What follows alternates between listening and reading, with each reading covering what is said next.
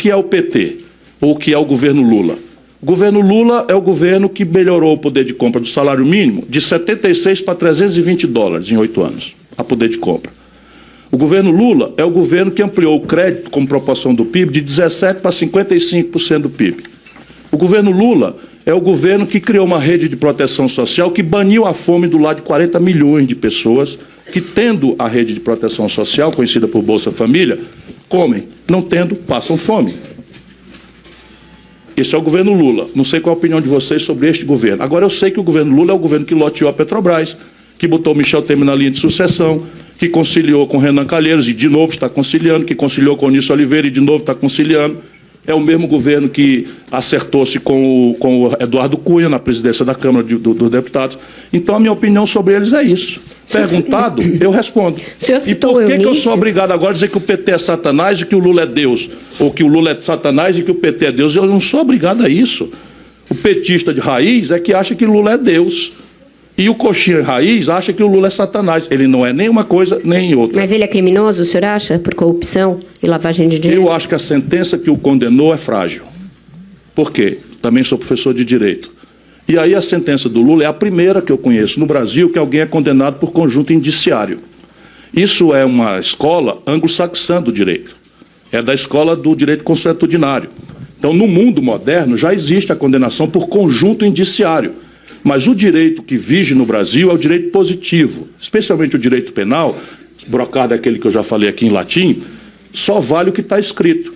Portanto, não há na sentença do Sérgio Moro, nas 81 páginas, nenhuma prova que identifique o Lula como vamos dizer, culpado de corrupção passiva, que é a condenação. O senhor já visitou um imóvel com empreiteiro? Um minuto só, estou falando de direito, não estou falando de política. Eu sei que vocês são tudo atarados. Só uma curiosidade. Não, eu visitei o quê?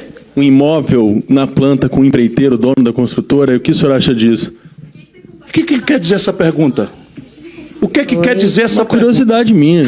Sim, mas o que ela quer dizer? Você pode repetir a pergunta? Se o senhor já visitou um imóvel na planta com o dono da empreiteira. É uma pergunta simples. Então eu vou simular aqui uma situação. Eu comprei um apartamento no 8º andar, de 70 metros quadrados, e de repente o dono da incorporadora disse: eu tenho uma cobertura aí melhor para você, não quer viver não? Não, rapaz, vou lá ver, isso é muito caro. Não, venha ver, rapaz, a gente faz uma valsa para você. Tá bom, eu vou. Aí subo lá em cima, vejo, disse: não, rapaz, não dá para mim não, é muito caro. E foi embora.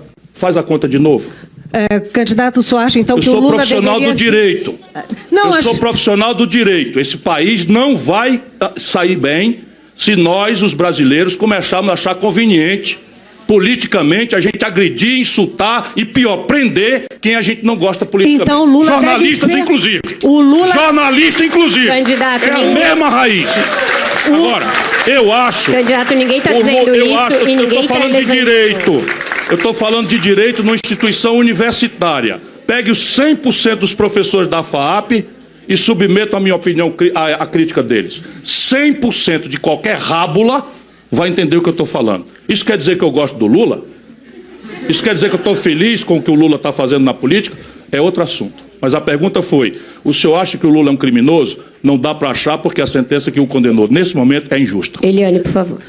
Candidato, eu queria lembrar ao senhor que isso aqui não é um palanque em que o senhor fala o tempo inteiro. Eu quero avisar você que isso aqui também não é um palanque. Aqui a gente faz perguntas e o senhor responde. E aqui a gente responde. Isso aqui não tá bem amistoso. Nós estamos fazendo perguntas. Não me leve a mal, eu estou respondendo. Eu queria perguntar para o senhor o seguinte... Mas eu não aceito ser interrompido no meio de respostas complexas, para assuntos complexos. Tá, então o senhor vai falar 2 horas e a gente não vai poder interromper o senhor. Se o senhor for dar uma aula de direito de 2 horas, ficaremos todos aqui assistindo a sua palestra. Agora, o seguinte, como não é uma palestra, é uma entrevista, eu gostaria de perguntar, então, se o senhor considera que o Lula deveria ser candidato nessas eleições. Claro que não.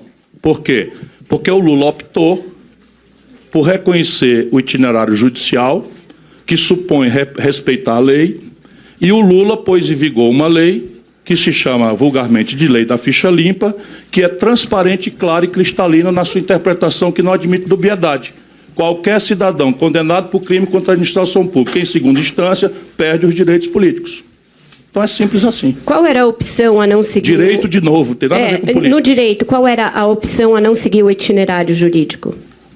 denunciar que o judiciário... Eles não estão fazendo isso? Denunciar que o judiciário está organicamente no golpe e repudiar o judiciário, pedir um asilo numa embaixada, levantar a população numa insurreição armada. Tem 10 na história da América Latina. Ele optou por aceitar o rito legal, recorrer, portanto, reconhece o judiciário como instituição legítima e, baseado na lei, reconhece que a lei vige. Bombig, por favor. O senhor teme alguma... colocando-se na sua posição de cientista político, o senhor teme algum transtorno com esses discursos, tanto do Bolsonaro, não sei se dos candidatos, para ser preciso, mas pelo menos das campanhas, dos apoiadores, tanto do Bolsonaro quanto do PT, de alguma forma questionando legitimidade do processo esse ano? Temo muito, temo muito. O baronato brasileiro está produzindo um fenômeno dramaticamente perigoso para o país. Porque o Bolsonaro, ele merece uma crítica respeitosa. Ninguém, se vocês repararem, quando o Bolsonaro vai na imprensa, ninguém pergunta o que é que o Bolsonaro pensa da evasão do ensino médio. Ninguém dá ao Bolsonaro o mínimo respeito de dignidade e diz assim, como é que você pensa em superar o desemprego aberto no Brasil? Mas o senhor, na Só semana vão pro passada, papel- comparou a Hitler. Candidato, é verdade. Foi na semana passada e o senhor comparou a Hitler, disse que o Hitler era melhor porque era intelectualmente razoável. Cacete. O que eu disse é que o Bolsonaro é um projetinho de Hitlerzinho tropical. Isso é que é tratá-lo com respeito? É um projetinho, daí até chegar a Hitler, é um projetinho de Hitlerzinho tropical. E que é tão despreparado que até o Hitler era um pouquinho intelectualmente melhor do que ele. Não quer dizer que eu estou elogiando o Hitler, não. Quem disse isso foi o Bolsonaro. Você está repetindo. E isso mostra a elite brasileira. Eu não disse que o senhor elogiou o Hitler. Ah, bom, eu tinha entendido que sim. Não, então o senhor entendeu errado. Então, desculpa. Então tá bom. Eu também, às vezes...